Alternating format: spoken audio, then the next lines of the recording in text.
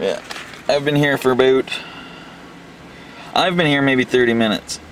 This police van, on the other hand, has been here for about 20 minutes, running, just sitting there. And we live in a country that's so obsessed with carbon footprints and all that bullshit.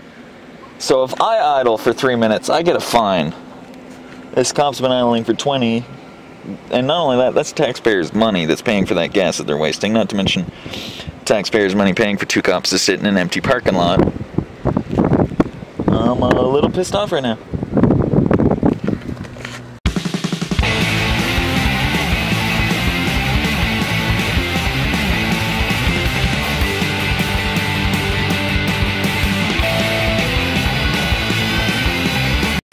Alright, so latest in a steady stream of fuck-ups with this car. This ripped clean off. So, I kind of had a few options here. I could, you know, fix it properly, which would cost money, and I'm not about to do that because I'm cheap.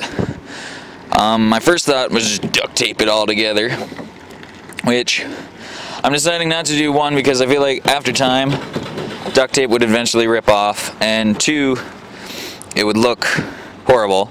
Then I thought zip ties. Zip ties would definitely be the best option because I could get a gray zip tie and a black zip tie, zip it together, and you wouldn't be able to see. But again, those would eventually rip off. So what I decided to do, and it is a slightly unappealing option, is I'm going to use these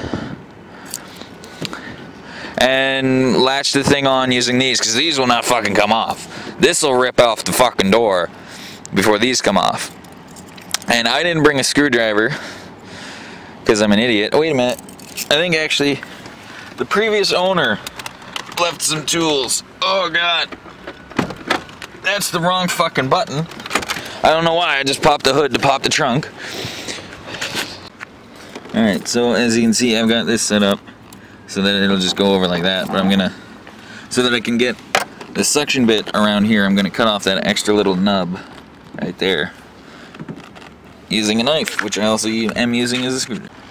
Alright, so I got it all wrapped up well and good. Now I'm just gonna tighten it, and just an FYI, if you're gonna do something like this, bring a fucking screwdriver, because a knife works for shit. Alright, so I've used knives and quarters and everything I can to get this as tight as possible, but it's still not tight enough. So if I were to reef on it, the whole thing would come off. So I'm gonna dig around, because I know there is a screwdriver somewhere in the back of my car, but it would mean, because the T-tops are back there, it's just a hassle. But I can't get it with a fucking quarter, so I'm gonna... Alright, so there you go. That cost me all of like 70 cents to fix that door. Just gonna leave this up here from now on. Oh, also, I haven't talked about it yet, so I might as well mention it. I'm planning on putting in a 40-watt amplified megaphone. Not sure where I'll put it, but I've already set up the radio. I'm not gonna bother putting the CB in because I'm in the city.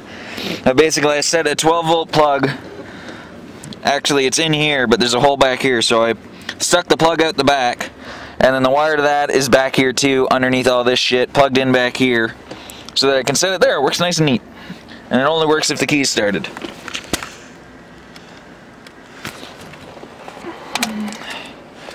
Yeah.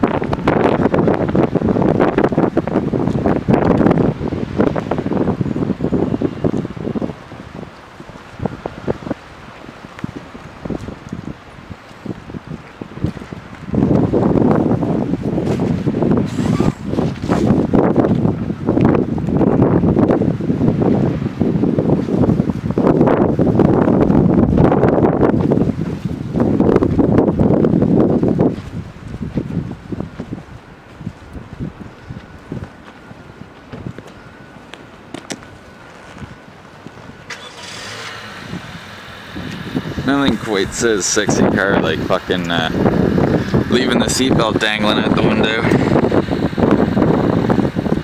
Almost mistaken for a Corvette.